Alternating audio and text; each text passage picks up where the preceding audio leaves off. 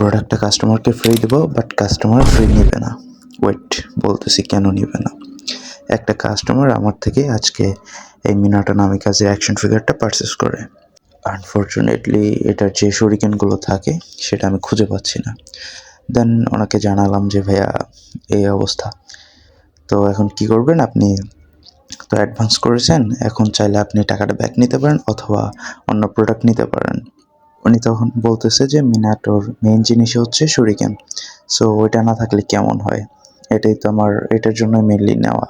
তখন বললাম যে আচ্ছা ঠিক আছে, তাহলে ভাই আমি সাথে একটা গিফট দিব অ্যান্ড ডিসকাউন্ট করে দিব।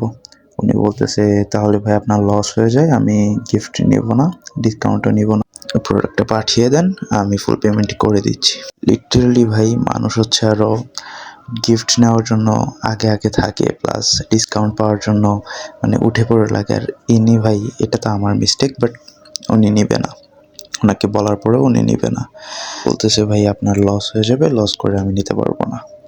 আমি তারপরও ভাইয়াকে একটা মিনি অ্যাকশন ফিগার গিফট করব। ভাই কি বলবো, এরকম মেন্টালিটি, এরকম মন মানসিকতার মানুষ ভাই খুব কম। অ্যান্ড শরিকেনগুলো যদি আমি পাই দেন ওনাকে পাঠিয়ে দেবো।